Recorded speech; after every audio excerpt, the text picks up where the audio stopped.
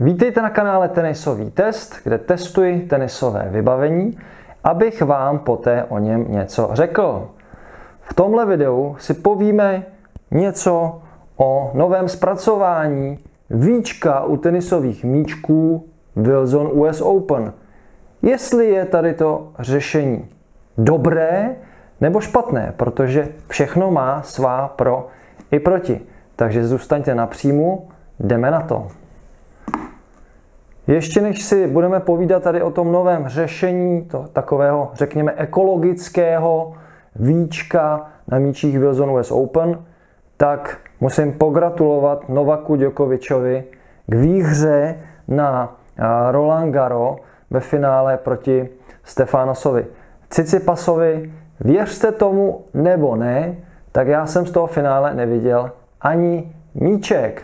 Byl jsem totiž sám hrát v Rakousku na družstvech a v tom čase, kdy se hrál ten zápas, tak jsem sám byl na kurtu a zbytek zápasu, posledních několik pár gemů, jsem poslouchal v rádiu, naštěstí na radiožurnálu přenášeli ve vstupech tu koncovku zápasu, tak jsem alespoň něco slyšel. A musím říct, že řídit auto a poslouchat poslední míčky Grand Slamového finále nejtěžšího tenisového turnaje na světě je dost náročný, protože tím, jak jsem do toho vstáhnut jako tenista, tak jsem si neustále představoval, co se asi na tom kurtu děje. A jednu chvíli si vybavuju, že jsem se vůbec nesoustředil na řízení. Vůbec jsem nevěděl, kudy projíždím. Takže to bylo i docela takový nebezpečný, napínavý, ale bohužel jsem tedy z finále neviděl ani míček, ačkoliv celý ten turnaj jsem sledoval poctivě. Viděl jsem čtvrtfinále, semifinále, spoustu těch zápasů předtím, ale tohle mi uniklo. Na druhou stranu sám jsem mezitím prožíval velmi zajímavé chvilky na kurtu, takže trošku mě to mrzí, ale zase netolik, abych z toho byl nějaký smutnej. Ostatně těch záznamů na internetu z toho zápasu a těch sestřihů je celá řada. A zkrátka Novak Djokovič to dokázal, opět ukázal tu svoji obrovskou mentální sílu a takovou tu, jak bych to řekl, prostě větší touhu po vítězství, kdy on sice prohrával 2-0 na sety, ale jak víme na Grand Slamu to v podstatě není nic, protože každým setem začíná nový zápas a Novak Djokovič, podle mě ten jeho scénář byl jasný. On si během těch prvních 2 setů svého soupeře načetl a pak už věděl, co má dělat a prostě aplikoval ten svůj plán poctivě, bez výjimky a tím dokázal ten zápas otočit. To je prostě obrovská devíza těch zkušených hráčů a osobně si myslím, že Djokovič, ačkoliv ještě nemá ten plný počet těch Grand Slamů nebo ten stejný počet Grand Slamů, jako mají Nadal s Federerem, tak Djokovič je skutečně tím nejlepším hráčem všech dob, bez ohledu na ten počet Grand Slamů, protože má jiné rekordy, má jiné úspěchy, které ti ostatní, ty 2 zmínění hráči nemají. A navíc má ještě spoustu času, je předehnat a tuhle sezónu teoreticky by se mu to mohlo podařit, pokud tedy zvládne ten opravdový Grand Slam. Ten opravdový Grand Slam jsou vlastně vyhrané všechny 4 Grand Slamové tituly, turnaje v jedné sezóně. To byla vlastně původní myšlenka toho Grand Slamu, čili vyhrání těch 4 velkých, největších turnajů v jedné sezóně. Tak, Novak Djokovič tedy to má zdárně za sebou a teď už se konečně pojďme věnovat tady tomuhle novému řešení víčka na míčích Wilson. Viděl jsem to poprvé, jsem se s tím setkal v podstatě nedávno, když jsme obdrželi míče na mistráky od kapitánů na tréninky, tak když jsem tohleto řešení viděl poprvé, tak hned, vlastně co vás napadne, když vidíte nějaké takovéhle nové řešení? Hned si řeknete, ty bláho, to je super nápad. To je super nápad, proč už to tady nebylo dřív? Vždyť ta ekologická stránka věci je tady jasná. Víčko je takhle vyříznuté, zmizela tady spousta vlastně v úvozovkách zbytečného plastu. To víčko plní svůj účel, že uzavírá tu dózu, stále plní svůj účel. Míčky nemohou vypadnout, v té dóze drží. Navíc, když takhle vyndáme si míček, dáme to víčko, tak vy ten míček můžete takto do té dózy zacvaknout, že ani nemusíte to víčko sundavat. Ale to je taková prkotina. Takže ekologická stránka věci zmizela, spousta plastu, z toho středu zbyl jenom takový rám, který tam ten míček drží. Druhá stránka věci, která je určitě pro Wilson zajímavější, to jsou náklady na výroby těch víček. Zkrátka zmizí spousta plastu, náklady na výrobu těch víček budou samozřejmě nižší. Takže ta finanční stránka je jednoznačná v tomhletom ohledu. Takže si říkáme, super věc, výborný tah od Wilsonu, teď to budou dělat všichni, tak jak to udělal teď Wilson. Zkrátka všichni slyší teď na tu ekologickou stránku věci, bezvadná záležitost na první pohled. Ale teď po několika dnech najednou jsem nad tím začal přemýšlet a napadla mě jedna věc, která určitě zase nepotěší nás, konzumenty, nás, hráče.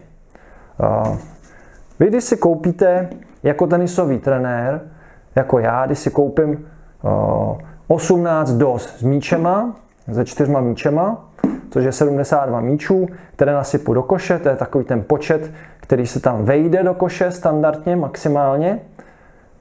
Tak co dělám s těma dozama? Prostě je vyhazuju, recykluju, dávám je do plastů, sice tady je ten aluminiový rámeček, nevím, co se potom s tím děje, ale zkrátka je to plastová dóza a hážu to do plastů.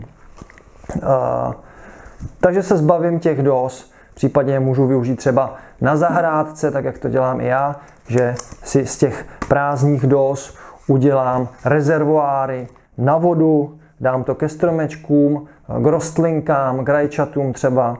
Tady si udělám díry, zapíchnu to do země, zakopu to do země, naliju tam vodu a pěkně ono si to tu vodu postupně potom ta zem nabírá. Takže to je taky jedno z takových řešení, ekologických, řekněme, řešení nebo využití těch dóz. Nicméně ve většině případů se těch dóz prostě zbavuju, že hážu do žlutého kontejneru na plasty nebo je vozím přímo do sběrného dvora a hážu do plastů.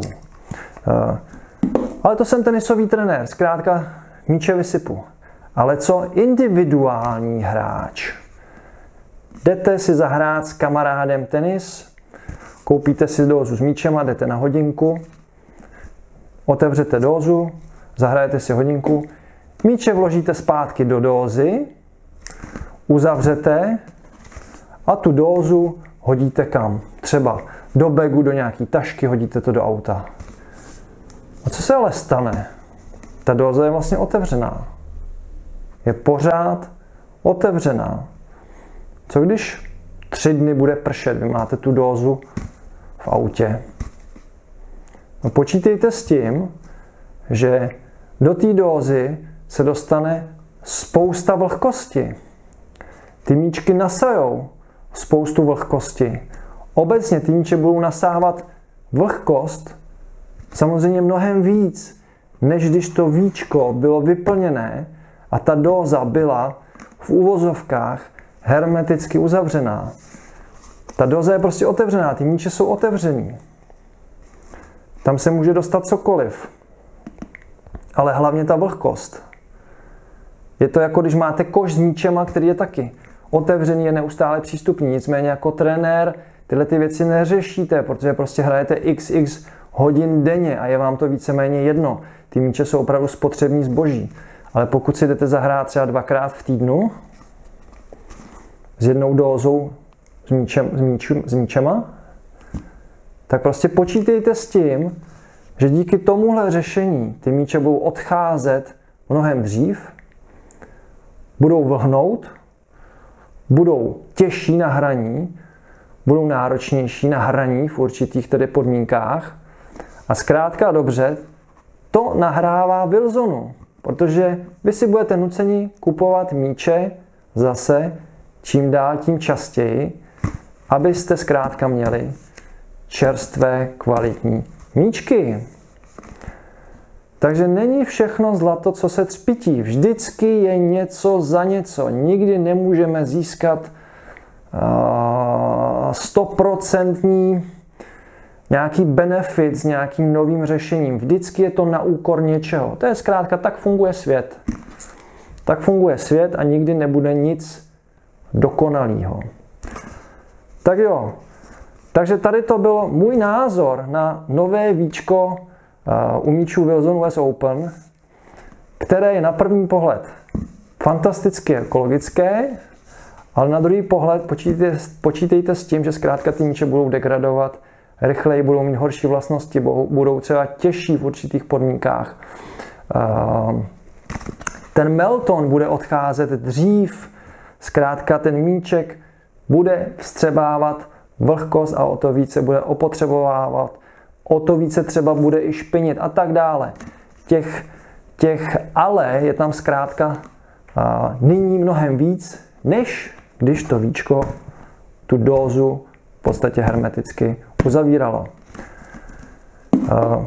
Dejte mi když tak váš názor na tuhletu, řekněme, problematiku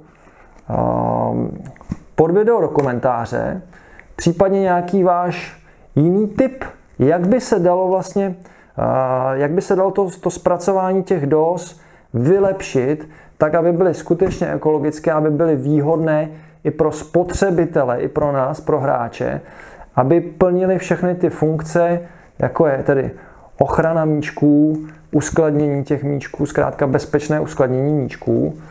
A pro tuhle chvíli je to ode mě vše. Já vám děkuji za pozornost a zase se někdy budu těšit u dalšího videa. Mějte se krásně, ahoj. Tenisový test. Váš průvodce tenisovým vybavením.